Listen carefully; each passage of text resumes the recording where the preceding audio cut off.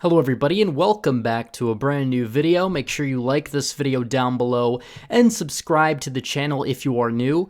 And today we have to talk about the 2024 election. The 2020 election, it looks like it's all but over unless something happens in Congress, as the Electoral College has met today and granted enough electoral votes to ensure Joe Biden the winner. However, there could be something that happens in Congress, and that will be between now and January 6th. So in the meantime, I'd like to take a look forward to 2024.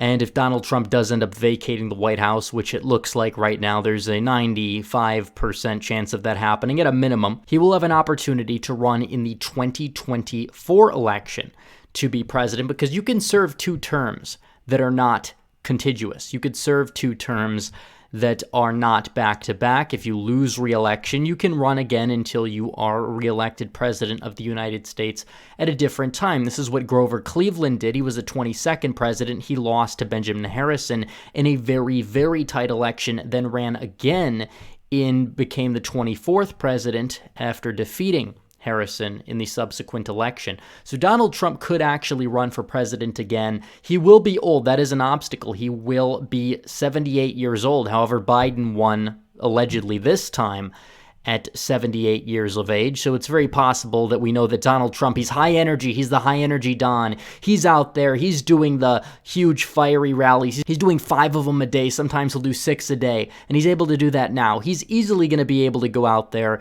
and compete and contend to be president. Donald Trump is unlike no other. He is a beast. He is epic at what he does. And he is high energy, completely high energy.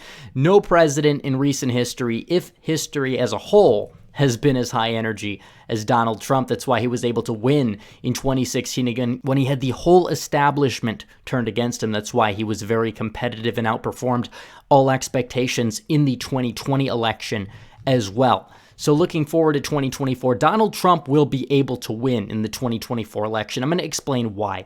It potentially will be a close race either way, and hopefully in 2022, the Republicans that will get elected during the red wave will actually clean up our voting system in the process, kind of reduce the influence of the mail-in voting in places like Michigan, Wisconsin, and Pennsylvania in order to help Republicans in the process, and that will make Trump a more viable candidate moving forward. But Donald Trump, if he wants to run, he's got the nomination. A lot of Republicans feel angry, a lot of Republicans feel screwed, and Donald Trump is unlike no other.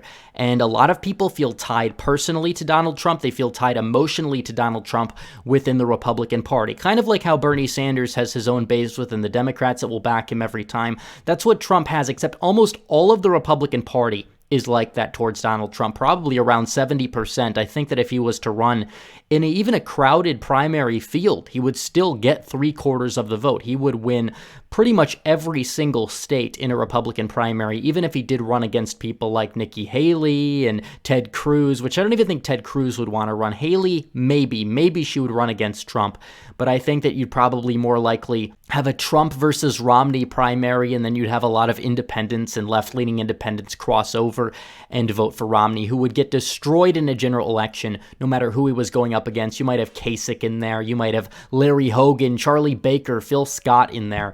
Either way, Donald Trump is going to win 75% of the primary vote in the early states, and then when the other candidates drop off, Donald Trump will be getting in the mid to high 90s, as he did much of the 2020 presidential cycle. So Donald Trump will be a viable contender for 2024 if he does decide to run. And we know that the Biden administration in a polarized country is not going to have a super high approval rating. That doesn't mean that the Biden administration, whether it's Biden, Harris, or whoever takes the mantle, will not have a shot at re-election, because they absolutely will. If you look at 2012, Obama had a lot of haters, but at the same time, with the electorate that voted, Obama did have a 51% approval rating, and he went on to win re-election. Mainly that's because the Republican Party could not channel that anger and energy they had towards Obama into an actual candidate.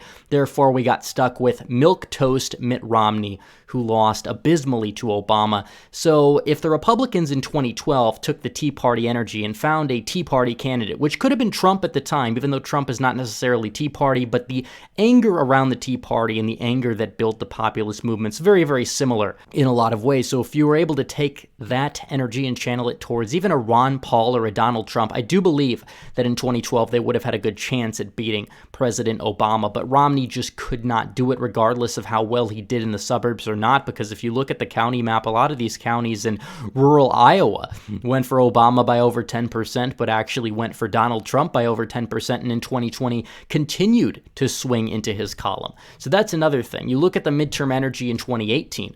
Where was that midterm energy behind? It wasn't necessarily behind the far left. No, that midterm energy was behind the neoliberal candidates in the suburbs, and that's where Biden thrived in this election cycle. It wasn't just the cities that Biden thrived in. Biden thrived well with the white suburbanites in certain places. Many of them voted third party in 2016, didn't vote at all, didn't like Hillary, didn't like Trump, but they were somehow okay with Biden because orange man bad, Blumph bad. Now, if they decided to run somebody like Bernie Sanders, who would have split that base a little bit, Donald Trump would have cruised to an easy re-election. I firmly believe that regardless of what happened, Donald Trump would have been able to beat Bernie Sanders in this election. Joe Biden was not a perfect candidate. However, he was a decent vessel for a lot of people, even though they were voting for mainly the idea of Biden. If a lot of these people paid attention and actually looked into Biden, there's no way they would have voted for him. There was a study that came out that said roughly 10% of Biden supporters would have defected from Joe Biden if they heard about the Hunter scandal. And that's going to bring us to our next point here. Donald Trump will be able to win off an outsider's appeal message because that's where he thrived in 2016. However, now he's got the Republican base more behind him. If he had that message going into this election cycle, but also had some of the Trumpian accomplishments, I firmly believe that Donald Trump would have done even better this election cycle than he did last election cycle, but it's a little complicated. But Donald Trump will be able to be the outsider this election cycle. He's going up against Biden. Biden is the insider, the neoliberal, the globalist. Look at Biden's cabinet picks. These people are not even of the Bernie Sanders AOC type. No, they're the neoliberal, global capitalists. They like the wars. A lot of them are also neocons as well that are going to be in the Biden cabinet. You're seeing a realignment here where you have the neocons go from the right to the left and back the Democrat candidates in many races that are against Trumpian candidates where you have Biden-like candidates, and you're kind of seeing this here, and Biden's building a cabinet that's very establishmentarian. A lot of people don't like that because usually it's a breeding ground for corruption, and every president's cabinet has had a few corruption scandals. And when you have that under your belt, Donald Trump will be able to run and say, hey, look at my cabinet, was not nearly as bad as your cabinet, Joe. And if he does run again, whether it's against Biden or Harris, he will have that upper hand talking about the cabinet, talking about the scandals that would happen. Because when you have an establishmentarian cabinet in particular, it is a breeding ground for scandals. Look at Obama's cabinet. Look at Bush's cabinet. You can see that there as an example. They will be the insider. Donald Trump thrived in 2016 as an outsider. The populist movement's even stronger now. Donald Trump will thrive even more so in 2024 if he runs as an outsider. However, he does have to correct some mistakes. If you look at the way his campaign was run this time around, the figures that helped him win in 2016, like Roger Stone and Steve Bannon, they were bullied out by the media. The media framed them as extremists and they bullied him out. And Donald Trump did not have anyone there to insert the populist rhetoric as much this time around, and that kind of may have affected him a little bit in the Midwest. I don't care what actually went down in the election. Donald Trump would have won no matter what if he had Steve Bannon running the show again. Instead, you had Brad Parscale, who had many problems with drugs and his relationships and his personal life, and Bill Stepien came along at the end. He did an okay job, but it wasn't necessarily enough to save Trump's campaign, especially given all of the other circumstances at hand. So you combine all of the positives that are going for Donald Trump in 2024. It's mostly positive. It really depends on the state of the Biden administration. Does Biden have a high favorable rating? Does Harris have a high favorable rating? Because I've talked about this at length before. I think Biden will alienate a good swath of his base, and I don't think voting blue no matter who necessarily will work forever, and that's going to be one of the reasons that will doom the Biden administration. If Trump doesn't run, I think Ron DeSantis would do a great job filling in for him. I think Ron DeSantis, Big Ron, high energy Ron, he would go out there. I think that he would end up winning a very big election over Harris, whereas if you run somebody like Nikki Haley, they're going to struggle. They're probably going to lose because they're establishmentarian, and even at that point, they would be struggling to get my support. So talking about Trump in 2024, he's privately discussing a run. It's very possible that it's going to happen. And electorally, it's very possible, given the fact he would easily get the nomination and he has a fairly high floor. This was the floor this election cycle. I updated it with the 2024 electoral votes. We're going to give him Nebraska second, assuming that the Nebraska legislature gerrymanders the 2nd district, makes it more Republican, as a lot of people have suggested.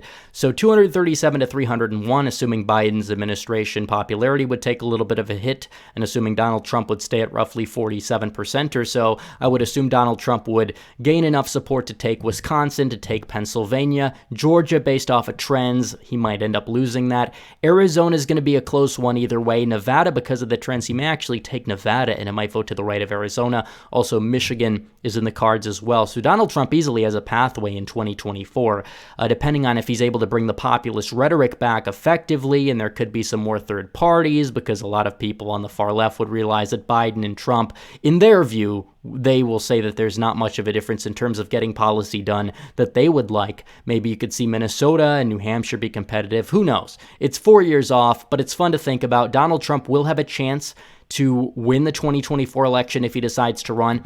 The Republican Party's nomination is his for the taking. And if Donald Trump does not run, personally, I think Ron DeSantis would be the other choice. There's nobody really else right now that I see as viable and able to win at the moment, but we'll have to see. We have about 4 years to discuss the topic. A lot can happen. Anything can happen, but that's the way it is. So anyways, guys, thanks for watching this video. Please like this video down below, comment down below, and subscribe to the channel. Hit the bell for notifications so you never miss another video. Follow me on social media. Become a member. Donate to the Patreon or subscribe. Star links in the description. As always, guys, thanks for watching. Red Eagle, out.